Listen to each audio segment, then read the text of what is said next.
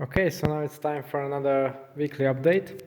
First, I'm going to show you my new toys for the workshop, which I've ordered. Hopefully, I can do every kind of job I will ever need around bicycles with these ones.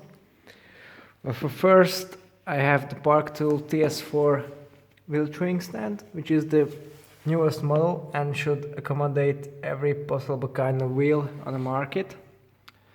So I guess I'm ready for anything with this, from fat bikes to road bikes and everything in between.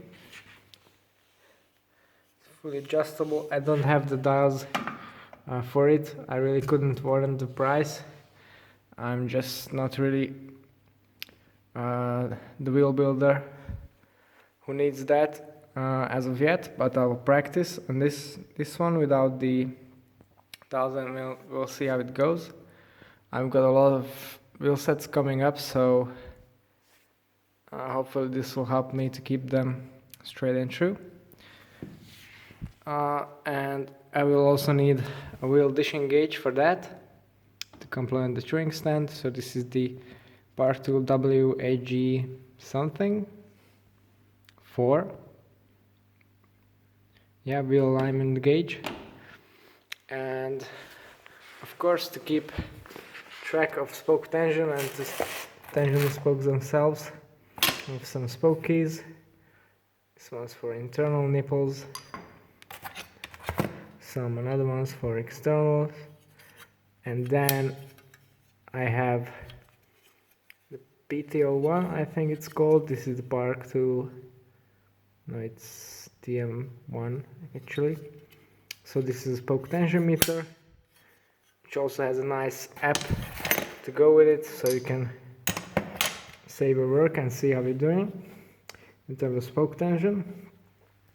Then, since I have been suffering with wonky derailleur hangers lately, I think this is quite a vital tool for a proper workshop. It's a derailleur alignment gauge, again from Parktool. You can see its proper name. I'm actually quite looking forward to using this one to see what kind of difference it makes to have your hanger properly aligned. Then we come to bottom brackets.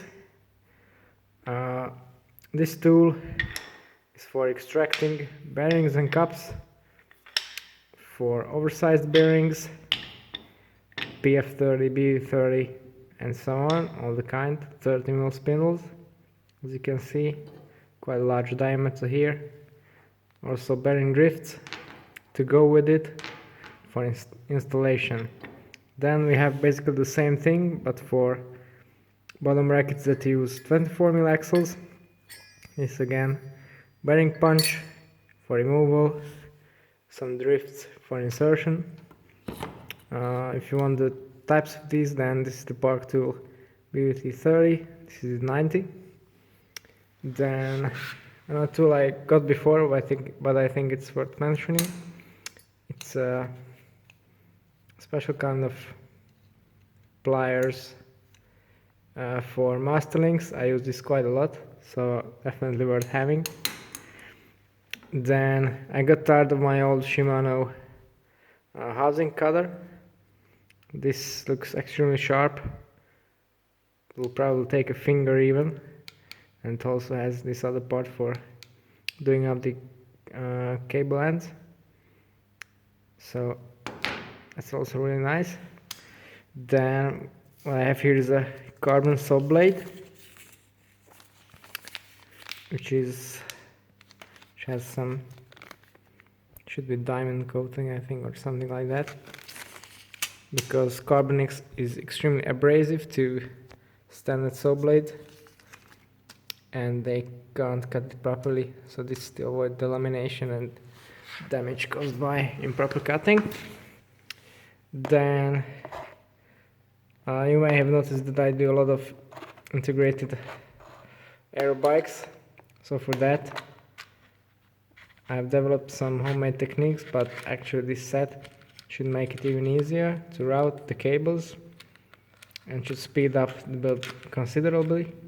This is the newest version with the Di2 cable adapter, IR 1.2, and then the piece that I like the most, actually it's not from Parktool but from Enduro bearings, bearing press and drift set.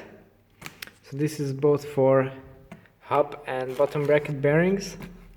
As you can see, it has a huge array of drifts right there for every conceivable kind of bearing, and then some more in this back here. That's definitely a huge amount. I doubt I will ever use all of them, but nice having for sure. Actually went with this option because, well, Parktool has a separate press for bottom brackets and bearings, hub bearings, so this saves me a bit of money and should do the job just as well. Then, apart from the tool porn I'm showing you here, I also got a Ceramicspeed OSPW system. This is for my SRAM E-tap track modem. To get some wattage savings and free speed on that. Looks nice. The design differs quite a bit from the Shimano version that I've shown you earlier, so I'm excited to see how it performs. This one actually, well, the SRAM version works up to 32 tooth cassettes. That's one of the reasons why I bought it, because I would like to do some experimenting with gear ratios, different cassettes and different chain rings. So that's for my road bike. Hopefully the bearings will arrive for the organ so I can finish that. I definitely have the tools for it now. I just need to change that shitty bottom bracket that it has. And then also got some e-bikes to work on. Two of these, the other one is in the shed. But as you can see, it has seen better days. Really dirty. Poorly maintained drivetrain. So definitely there's some work to be done here. Okay, so this is my weekly update for the new things I got. I've got some other interesting things coming up soon, so if you'd like to see that and some more cycling related content, then don't forget to subscribe to my channel. It's all for today. Thanks for watching and see you next time.